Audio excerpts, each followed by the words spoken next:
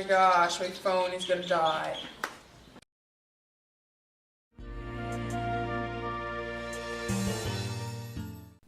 Hey Rigo, what you doing?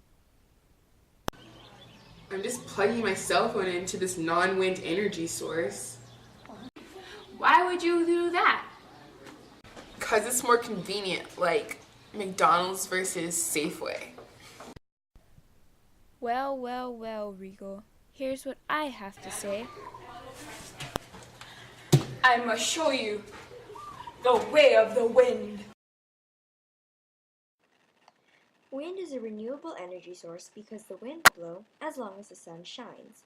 Wind energy is the fastest growing renewable energy source today, and because of the people's growing desire for energy independence, this trend is likely to continue.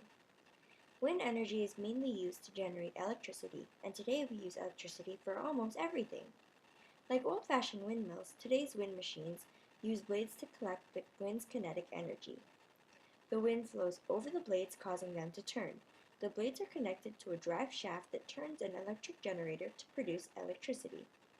In 2008, wind machines in the United States generated a total of 52 billion kilowatt hours. It was enough electricity to serve 4.6 million households, or to power the entire state of Colorado. Wind turbines do not release emissions that pollute the air or water, and they do not require water for cooling.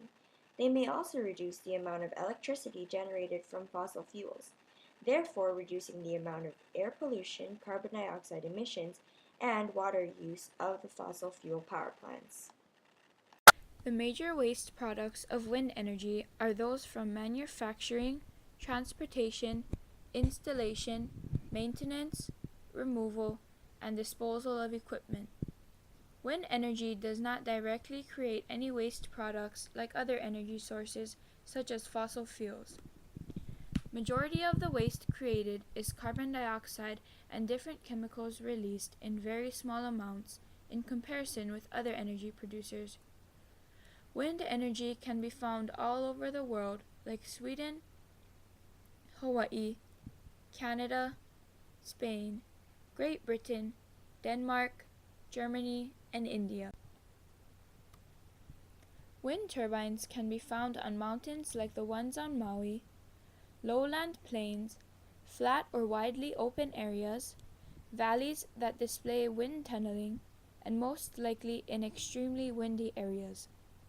Commercial-scale offshore wind facilities are very popular areas also, and are being utilized all over the world, especially in Europe. New developments are being explored as well to find other places for wind farms to be built. Scientists are currently doing research on how to store the electricity that wind energy produces.